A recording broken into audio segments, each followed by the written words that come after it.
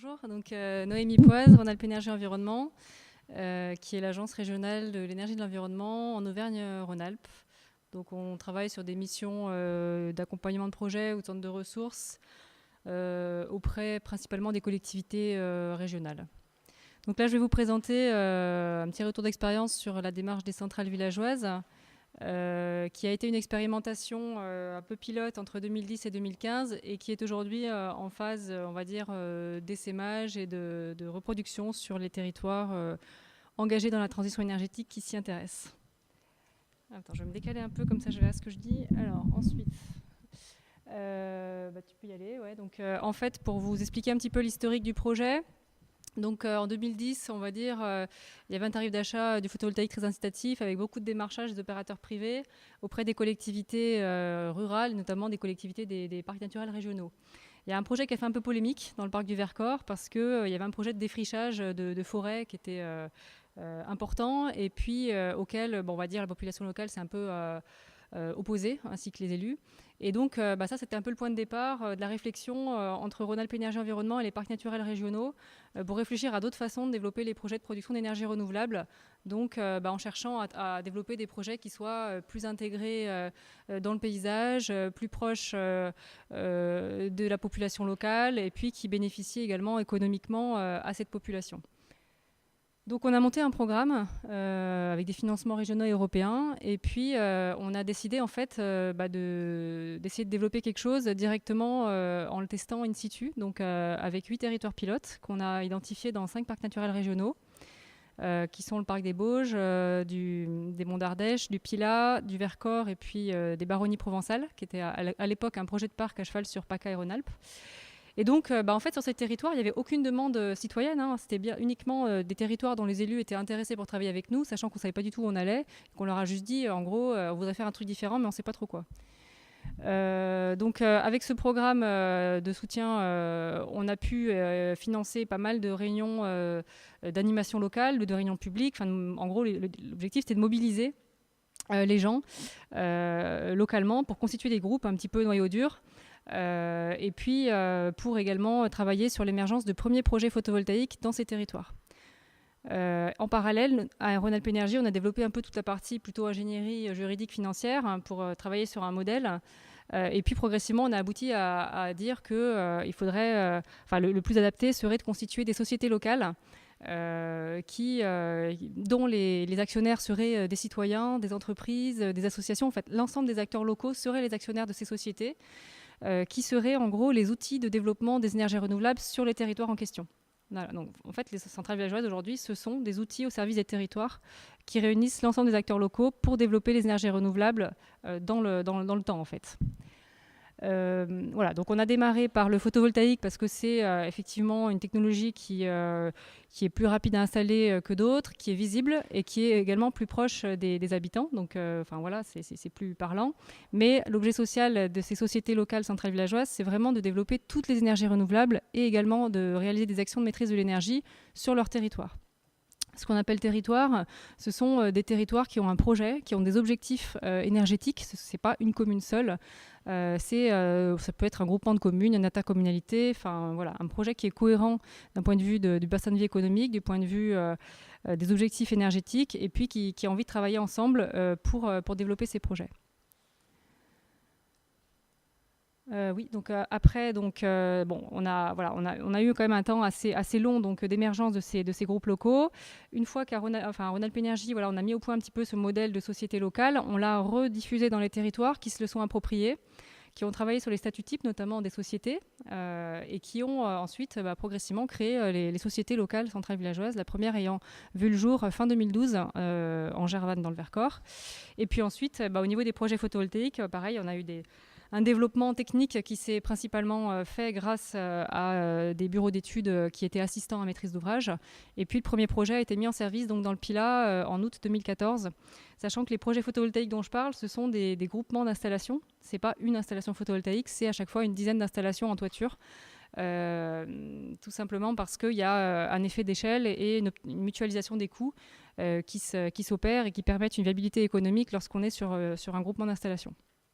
Voilà, donc premières installations mises en service en 2014-2015, et puis bon, aujourd'hui les projets pilotes sont tous plus ou moins en service, pas tout à fait mais quasiment, et surtout on a engagé une deuxième phase qui est maintenant l'essaimage sur la base du modèle qu'on a mis en place au regard de l'expérience acquise sur ces différents territoires.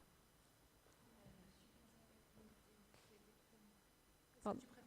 Ah, vas-y, ah non mais vas-y, je peux le faire, hein, sinon. Ok.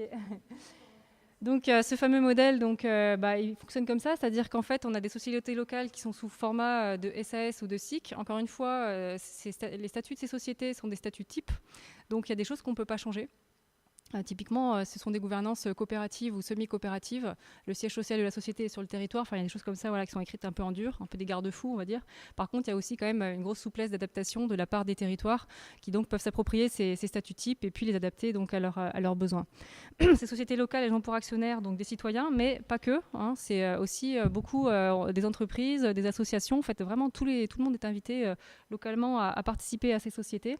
Et puis, bien sûr, des collectivités qui peuvent être au capital. Elles sont accompagnées, et ça c'est vraiment important de le dire parce qu'on tient à la professionnalisation un peu de ces sociétés, au fait qu'elles puissent réaliser des projets de qualité. Donc elles sont accompagnées par des bureaux d'études assistants à maîtrise d'ouvrage et parfois par un animateur local, notamment pour tout ce qui est mobilisation locale, animation, communication auprès de la population. Donc ces sociétés investissent en fait dans les installations de production ENR. Donc on a commencé par du PV et puis après elles vendent de l'électricité sur le réseau pour ce qui est du PV. L'objectif c'est qu'à terme elles puissent porter d'autres projets soit sur d'autres filières électriques telles que l'hydro ou l'éolien, soit sur du thermique, soit sur de la MDE. Le champ des possibles est vaste. On a formalisé un petit peu le modèle des centrales villageoises au travers d'une charte l'an passé. Donc ça reprend un peu les valeurs que je vous ai citées, c'est-à-dire que le fait que ce sont des sociétés qui associent l'ensemble des acteurs locaux et puis qui développent des projets en lien fort avec les collectivités locales et leurs objectifs.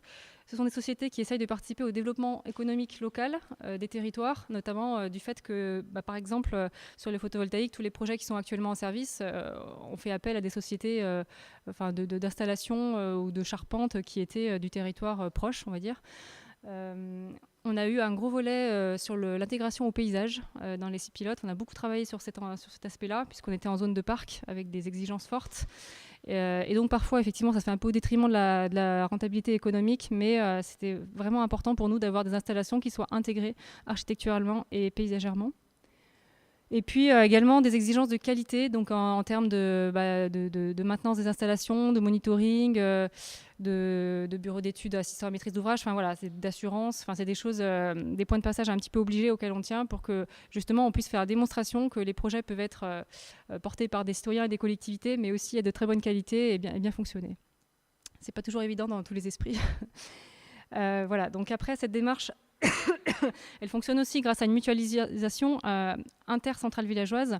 Donc on a mutualisé beaucoup d'outils et de services entre les différentes sociétés, et également pour faciliter le modèle économique entre les sociétés. Et puis l'objectif c'est que ça fonctionne en réseau, et donc chaque société, elle bénéficie de ses outils quand elle rejoint le réseau, mais elle aussi, elle est prête à faire partager son expérience et à enrichir la boîte à outils notamment. Donc donc cette boîte à outils, en gros, il y a pas mal d'outils méthodologiques, de supports d'animation, de statuts types, de business plan type, tout ce qui sert un petit peu à développer un projet photovoltaïque notamment. Il y a des services qui ont été mutualisés en termes d'assurance, de comptabilité.